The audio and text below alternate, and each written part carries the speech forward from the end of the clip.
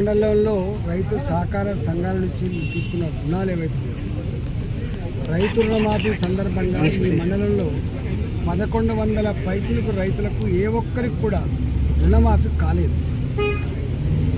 గతంలో అన్ని పార్టీల వాళ్ళని కూడా పిలుచుకొని అయ్యా మరి మర్చిపోయిందా, ఎందుకు మేము రుణమాఫీ పొందలేకపోయినామని చెప్పి అడిగితే 10 రోజుల్లో ఇస్తామని చెప్పి ఇప్పటి వరకు నెలలు గడిచిపోయినా కూడా రుణమాఫీ కాలేదు. అనివార్యమైన పరిస్థితులలో రైతాంగం అంతా కూడా ఇక్కడ గత 4 రోజులుగా టెంట్ వేసుకొని దీక్షలు చేస్తూ ఉంటే నిమ్మకు నీరెత్తినట్టుగా ఉన్న ప్రభుత్వం కనీసం హామీ కూడా ఇవ్వకుండా పోలీసులను పెట్టి వాళ్ళ టెంట్ తీసేసుడు, వాళ్ళ మైకు గుంజుకపోవడం, ఇక్కడ చేస్తే మిమ్మల్ని అరెస్ట్ చేస్తామని చెప్పి పిచ్చి పని చేస్తుంది. మీ టెంట్ తీసేస్తే, మీ మైకు లాగేస్తే మీరు బెదిరింపులకు లొంగిపోయే జాతి కాదు రైతు జాతి. రైతులతో పెట్టుకున్నోడు ఎవడు బాగుపడు. ఎద్దేడిచిన వ్యవసాయం బాగుపడదు, రైతు ఏడిచిన రాజ్యం బాగుపడదు. కాబట్టి ఇప్పటికైనా నీ ఇచ్చిన మాట ప్రకారంగా, నీ వాగ్దానం ప్రకారంగా తక్షణమే రైతాంగానికి రుణమాఫీ చేయాలని చెప్పి డిమాండ్ చేస్తున్నా. మొన్న నేను ఈ రైతులంతా కూడా నా దగ్గరికి వచ్చినప్పుడు నేను కమిషనర్ గారితో మాట్లాడినా.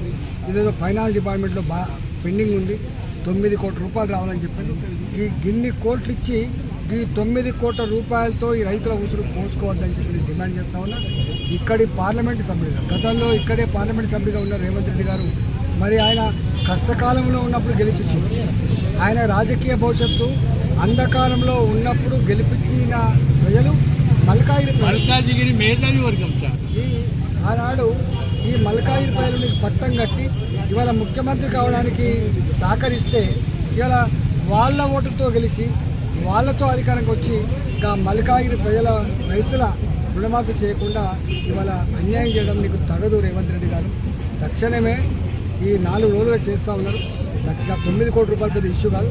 ప్రజాస్వామ్యంతో మీ ఇంట్లోకి ఇచ్చేది ఏం లేదు. కాబట్టి తక్షణమే మూడుచింతలపల్లి, మేడ్చల్, గడికేసర్ ఇంకా ఈ చుట్టుపక్కల ఎక్కడైతే రైతులు కీసరా ఇట్లాంటి చుట్టుపక్కల రైతాంగానికి అంతా కూడా రుణమాఫీ చేసి రైతులను ఆదుకోవాలని చెప్పి డిమాండ్ చేస్తా ఉన్నా. నేను కూడా అవసరమైతే ముఖ్యమంత్రి గారికి ఒక లెటర్ రాసి దీన్ని పరిష్కరించమని చెప్పుకోవద్దా, లేకపోతే స్వయంగా మేమే పోయి రైతుల సమక్షంలో రైతులతో సహా పోయి ఈ సమస్య పరిష్కారం కోసం వాళ్ళ వెంట ఉంటామని చెప్పి తెలియదు.